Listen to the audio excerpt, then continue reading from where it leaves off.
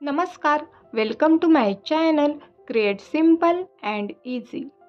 प्रत्येक दिवशी घरातील कामं ही सारखीच असतात, त्यात काय नवीन? पण कधीकधी त्याचाच आपल्याला कंटाळा येतो, आपल्याला निरुत्साही तसेच थकल्यासारखं वाटतं। पण तीच कामं जरा वेगळ्या पद्धतीनं किंवा काही न्यू हॅबिट्स किंवा सवयी आपण ॲडॉप्ट केल्या तर रोजच्या आयुष्यामध्ये काय बदल होऊ शकतात, त्या खरंच आपल्याला हेल्पफुल ठरतील का, हेच मी तुमच्याशी शेअर करणार आहे। तर व्हिडिओ शेवटपर्यंत नक्की पहा आणि तुम्हाला जर हा व्हिडिओ आवडला तर तुमच्या मैत्रिणींना सुद्धा शेअर करा। चला तर मग व्हिडिओला सुरुवात करूया।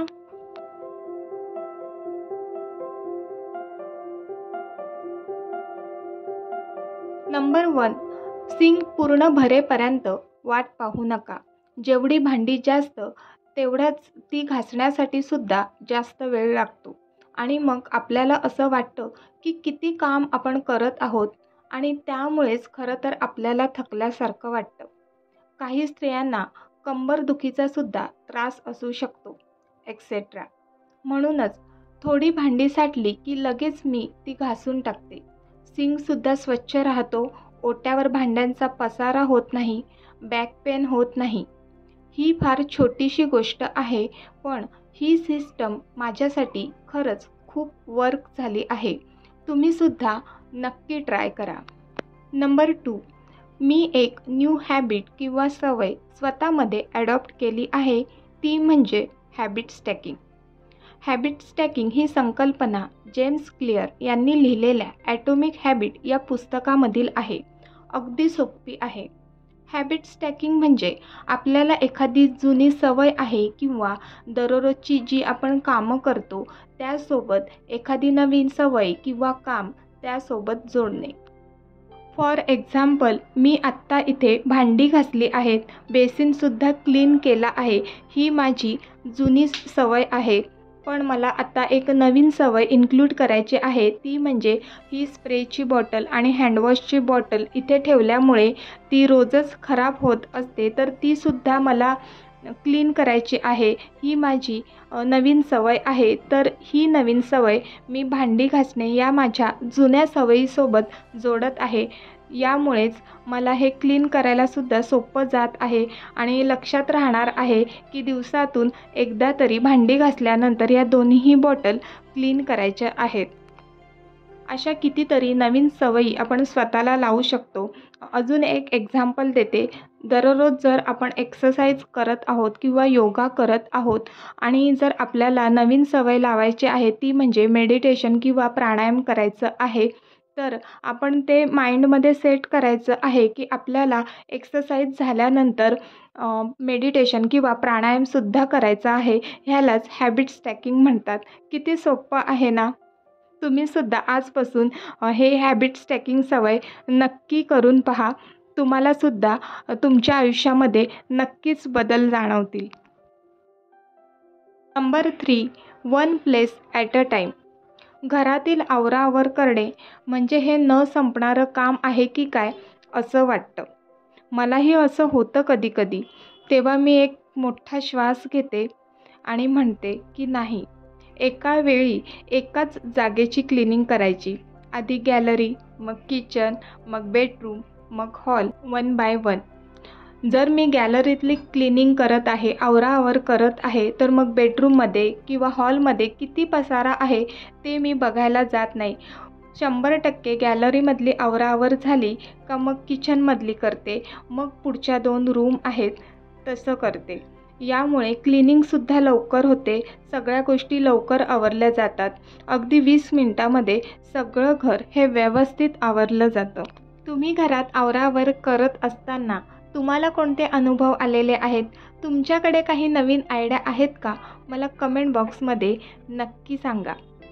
आणि पहा, गॅलरी ही 5 मिनिटामध्ये आवरून झालेली आहे आणि ही आमच्या गॅलरीतील झाडांची छोटीशी टूर। आणि ह्या कुंडीमध्ये एक शोचं झाड लावलेलं होतं, ते जगलं नाही आणि ह्या कुंडीमध्ये सोनटक्क्याचं रूट लावलं आहे। ते पाहूया की ते आता उगवणार आहे की नाही। आणि हे आहे पानफुट्टीचं झाड। मी आत्ताच म्हटलं की एका वेळी एका जागेची क्लिनिंग किंवा एका रूमची क्लिनिंग केली तर घर हे पटकन आवरून होतं. पण आपण घर कोणत्या वेळेला आवरतो ते सुद्धा फार महत्त्वाचं आहे बरं का.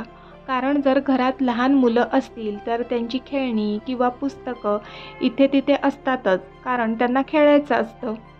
मग जेव्हा लहान मुलं ही शाळेत जातात ना, तो टाईम अगदी बेस्ट आहे. ती शाळेत गेल्यानंतर मी हा सिटिंग एरियाचा जो भाग आहे तो सगळा आवरून ठेवते, कारण ती तिथेच खेळत असते किंवा अभ्यासाला सुद्धा तिथे बसते. मग ती गेल्यानंतर मी आवरलं की ते संध्याकाळपर्यंत व्यवस्थित छान जसंच्या तसं राहतं. तुम्हाला जर माझा हा व्हिडिओ आवडला असेल आणि तुम्ही जर आपल्या चॅनलवर नवीन असाल तर पटकन आपल्या चॅनलला सबस्क्राईब करा, म्हणजे नवनवीन व्हिडिओचे नोटिफिकेशन तुम्हाला लवकरात लवकर मिळतील.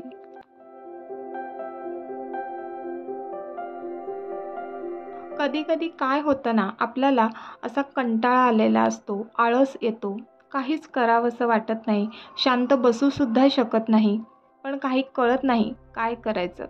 तर अशा वेळी काय करायचं, 2-3 मिनिटात होतील अशी कितीतरी कामं आपली पेंडिंग असतात, त्यातलंच एखादं काम घ्यायचं. जसं की मी इथे हे ओट्याचे नॅपकिन आहेत ते थोडे विस्कटले आहेत, तर त्याचंच बास्केट घेतलं आहे आणि ते आत्ता घडी घालत आहे. हे बास्केटमधील सर्व नॅपकिन घडी घालण्यासाठी मला फार फार तर 3-4 मिनटं लागतील. आणि आता मी घडी घालत आहे ना, तर त्यासोबतच किंवा तुम्ही जर इतर काही काम करत असाल त्यासोबतच आपल्याला आवडतील अशी गाणी लावायची मोबाईलवर आणि ती छान ऐकत ऐकत ते काम आपलं कधी कंप्लीट होतं ते कळतसुद्धा नाही. आणि अशा वेळी आपला उत्साह इतका वाढलेला असतो ना, की आपल्याला असं वाटतं अजून काहीतरी काम करायला हवं. आणि आता मी आली आहे दुसरं बास्केट क्लीन करायला. ते सुद्धा अगदी 1-2 मिनटात होऊन जाईल. बॅकग्राऊंडला मस्त माझ्या आवडीची गाणी चालू आहेत. तर आपल्याला कधी असा आळस आला किंवा तुम्हाला वाटतंय का तुम्हाला कंटाळा आलेला आहे, तर ही ट्रिक तुम्ही नक्की ट्राय करा.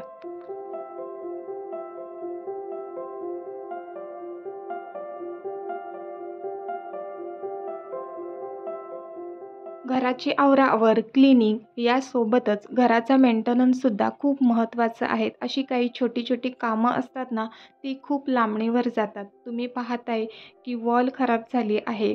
ह्याचे हिंचेस चेंज करायची आवश्यकता आहे. शॉवर टॅपचं सुद्धा कनेक्शन चेक करण्याची आवश्यकता आहे.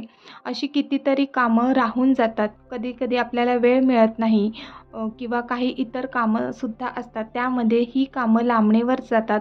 होतच नाही. आज करू, उद्या करू असं होऊन जातं. कधी-कधी तर डोक्यातून आपल्या निघूनच जातो, की हे काम करायचं आहे. तर अशा वेळेस टू डू लिस्ट करणे खूप मदतीचं ठरतं, हेल्पफुल ठरतं.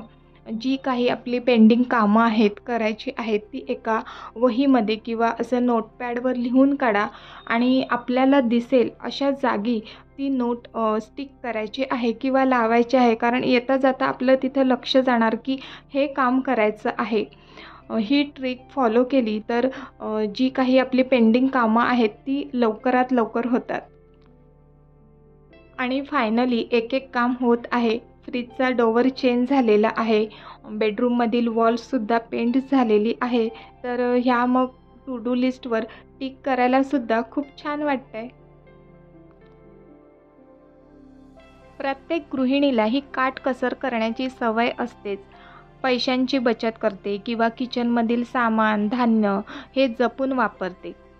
पण त्यासोबतच बेस्ट आउट ऑफ वेस्ट म्हणजेच टाकाऊपासून टिकाऊ ही गोष्ट जर आपण नेहमीच लक्षात ठेवली तर आपल्या घरात कितीतरी बॉक्सेस किंवा सामान येतं, त्याच्या पिशव्या असतात किंवा असे छान छान बॉक्स असतात की त्यापासून आपण घरामध्ये ऑर्गनायझर्स करू शकतो काही किंवा सामान ठेवण्यासाठी त्यापासून एखादी गोष्ट बनवू शकतो. आता मी इथे तांदळाची पिशवी खाली केली आहे आणि ही पिशवी इतकी आहे किंवा स्टर्डी आहे, की त्याचा काहीतरी उपयोग झालाच पाहिजे. हे मी बघितल्या बघितल्या ठरवलं होतं. तिला अजिबात कट करणार नाही आहे, कारण ती मुळातच इतकी छान आहे.